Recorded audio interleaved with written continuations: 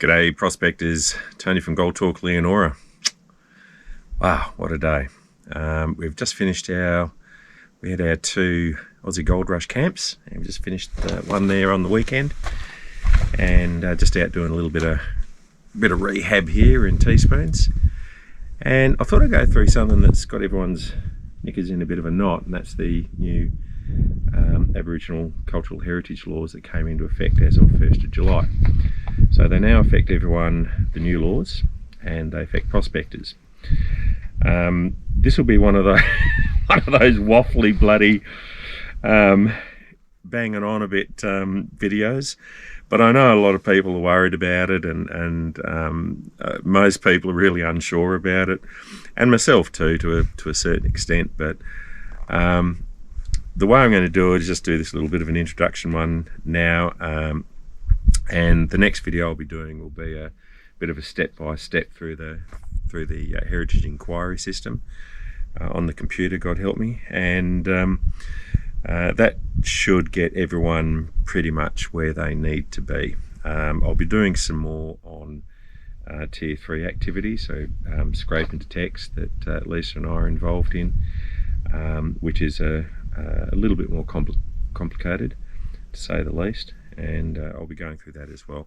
The main thing I'd say is that, look, all these things that I'm talking about are my opinion. I'm not an educated bloke. I'm certainly not a lawyer or an expert in these fields, just sort of a prospector that tries to muddle my way through and help people out where I can. So what I'm saying to you is do your own due diligence, which is a word which will pop up in a minute.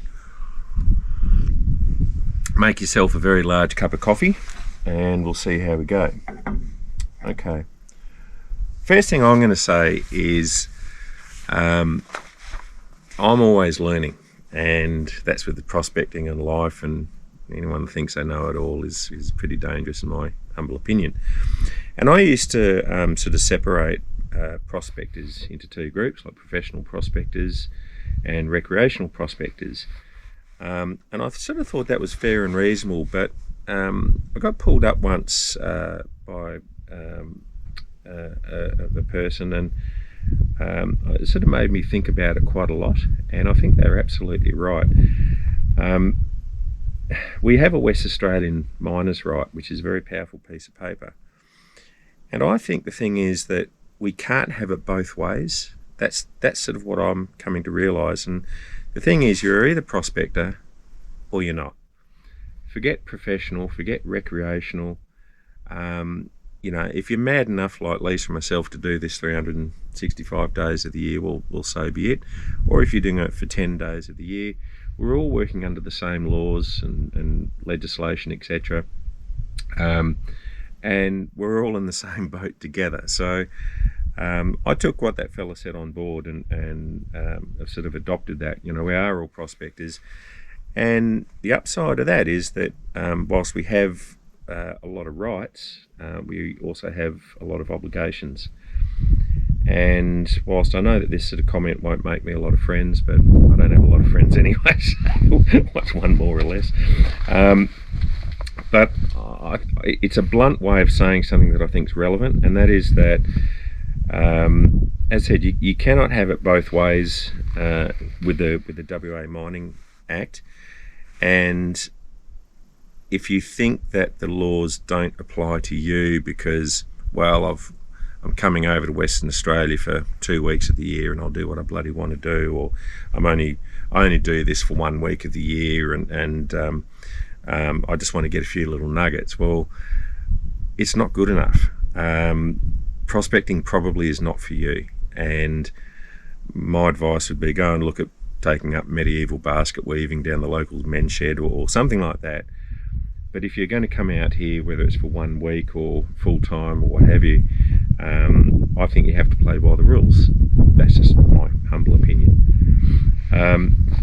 So with that in mind, what are the rules that you've got to now play by with regards to Aboriginal cultural heritage? Well, again, I know I'm not going to make a lot of friends, but I'm going to separate things into 2 distinct groups of opinion. And this is based on my observations and what I'm sort of seeing on these chat groups and all the rest of it. And there seems to be two very distinct groups, and one is trying to work out what the hell's going on with the new ACH laws. That's fine. And the other is the group that's coming at it from very much a racist angle. I don't tolerate racism in any forms. I've seen the end results of it firsthand, and I don't like it. So for me, I do not want to bring racism into this argument. All I'm bringing into this story is what the ACH rules are and how they're going to affect you as metal detector operators. Metal detecting, so a use of handheld tools, and handheld tools include a metal detector and a rake or a pick or a jimmy bar or something like that. Anything mechanical is no longer handheld. So that includes a battery-powered drill, anything like that. So handheld tools only, which 99.9% of metal detector operators come under, is what they call a Tier 1 activity. And so basically there is a hoop or two you have to jump through, but you're pretty fine. It doesn't really change anything for you. In my brain, the way I see it is that the rules that have been around are still around. It's just that you weren't aware of them. And I think what this whole new ACH Act has put everyone on notice to say, well, you know, these rules do exist and you need to be aware of them. So, the one job I would not want to have at the moment is anyone working in the Department of Planning, was it DPLH, Department of Planning, Lands and Heritage, because I'm sure they're copying earfuls all over the place. And try and remember that these people are the messengers. They're not the ones that made the rules. So I find in general these folks, public servants and all the rest of it, you know, they're like the rest of us, just trying to put food on the table and keep the show on the road. So no point getting angry at them. What I will say is that to get the information off their website is cumbersome. I haven't sort of enjoyed that process. Even finding where the on-site inquiry system is located is a bit of a mission in itself. I think that there's a lot of room for improvement there if anyone's listening. Okay, so what I've done is I've downloaded the ACH, Aboriginal Cultural Heritage Management Code. This is what I'm quoting from. And basically what you need to do as metal detector operators using handheld tools only is conduct a due diligence assessment for your Tier 1 activities. So this due diligence assessment, as outlined here in the management code, is pretty straightforward. Once you know what tenement you're going on, now whether that means you've got a section 40E or you're accessing pending ground, or you have written permission from a tenement holder, in the case of perhaps a P or an M or even an E for that matter, then you need to go on to the Aboriginal Heritage Inquiry System. I think it's still called that. That's what it was a couple of weeks ago. And basically search the directory. The way you're going to search the directory is looking at the tenements that you're going to be accessing and seeing if there's any existing knowledge of Aboriginal cultural heritage on that tenement. Then, as a bit of a thing on the side, the next video I'm going to be doing, as I said, is going to be taking through step by step how that actually works. Cross fingers, I'll be doing that. I've been playing around with the new system, and basically it's no different than the old system. It's very, very straightforward once you get the hang of it. So anyway, you need to plug in the tenement number that you're accessing and look for what I call the buffer zones, but the zones that are around the ACH, Aboriginal Cultural Heritage. If the tenement that you're going to has no intersection with these buffer zones, I'll call them, then you're good to go. That is your due diligence done to a point, and you're pretty right. The thing is, if there is intersections with these buffer zones, or perhaps the whole tenement, and that's not uncommon, is covered in these buffer zones. The trick here is, and I am sort of quoting straight out of their due diligence assessment, step 2 is assess whether there may be tangible or intangible elements of the ACH recognised through social, spiritual, historical, scientific or aesthetic values of importance to Aboriginal people that are at risk of harm. So how the hell do you do that? Absolutely impossible. So here's the thing. Your due diligence assessment for Tier 1 activities involves going onto their website, having a look and being aware of what's going on. As I'll be showing you, for the vast majority of these registered sites, you can even get, if they're open sites, you'll get down to it and it'll tell you what they are, i.e. scattered artifacts, and it'll give you a GPS coordinate, right? So you avoid that. Where there may be tangible or intangible elements of the ACH, this basically is a minefield, and it means that you could be disturbing or encroaching on ACH without even knowing it. Okay. So the thing is there, what I feel is that you need to make a bit of a risk assessment to suit your own personal level of risk. And by that I mean there are now very major fines if you are caught harming Aboriginal cultural heritage. So you could well be walking into a minefield with this. And again, just to say, oh, I'm only up here for 1 week of the year is absolutely no excuse. You have to be aware of these sorts of issues.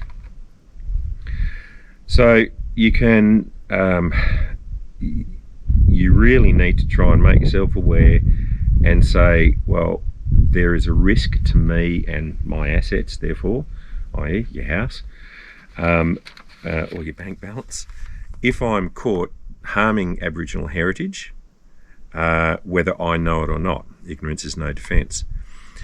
Now, this is not advice, this is just my opinion.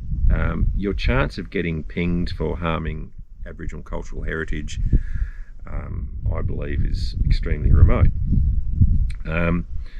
But the thing is, how do you stop it where an Aboriginal person comes on to where you're camping, sees that you're on a good patch of gold, and says, "Hey, this is my grandfather's land," or something like that? How do you stop sort of frivolous and or vexatious claims?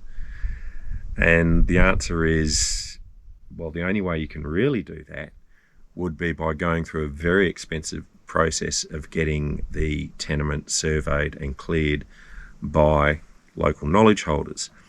Now, no metal detector operator is going to do that. It's totally impractical.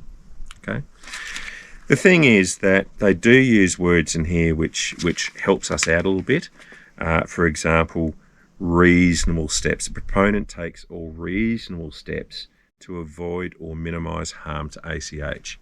So define reasonable. It's one of those sort of open-end words which will work in our favour. My opinion is this. I think you definitely need to look at the directory, document that you have looked at the directory for any tenement you intend to visit. If there is no ACH listed, you're good to go. If there is ACH listed, wherever possible, write down those GPS coordinates and avoid that area. I think that's sort of fair and reasonable. There's no problems passing through these areas. I mean, it's not like you're not allowed in them. You're just not allowed to harm them. I would consider very carefully before I did anything like raking the ground. Now, I'm saying that because I have a personal dislike, so it suits my story. But I think also, to be fair and reasonable, raking the ground serves almost no purpose. If there was ACH in the area, you would be disturbing it, you would be harming it. So I think it's one of those simple things. You can leave the bloody rake in the car and make your life a lot simpler. Again, that sort of supports something I believe in, but I think it's still a fair comment and stands on its own. I think you need to accept a certain amount of risk with all of this, because unless any of you are Aboriginal anthropologists and or the local knowledge holders, the traditional owners of that can speak for this part of the country, then you're not going to be aware of what they're listing here. So I think there is a certain amount of risk. If you're not prepared to accept that, we go back to finding another job, and medieval basket weaving at the local men's sheds would be one place you could go to. This is no different to me that's conducting tier 3 activities. There's more steps I have to go to, but I'm equally at risk of sort of frivolous and vexatious claims against me, which could be quite personal. Right? If I put someone's nose out of joint, I can't safeguard against that. So that's the tricky part of it, the way I see it. Where it sort of winds up is pretty simple. You do need to jump through a hoop or two. You need to be aware of the risk of being out here in terms of potentially harming ACH, because that is not acceptable to the people of Western Australia.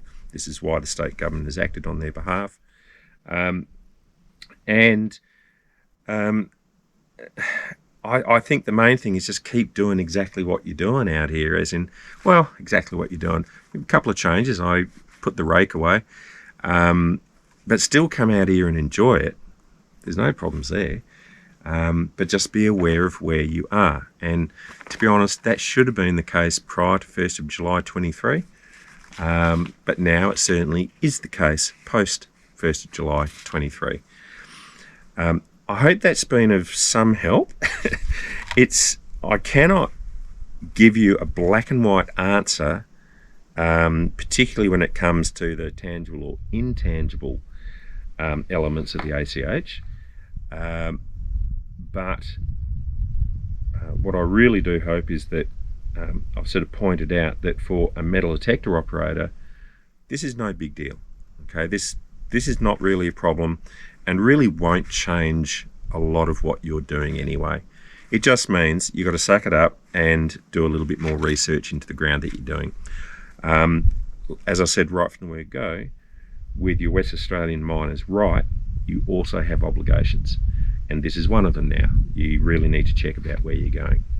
Next video will be on how to use the heritage inquiry system so we can meet our due diligence assessment. Don't get your knickers in a knot over it. It will be fine. Everything will be okay. Right, so enough of the paperwork. I'm going to jump onto teaspoons, run some rehabilitation, and do a little bit of work out here on a magic day. Take care, prospectors.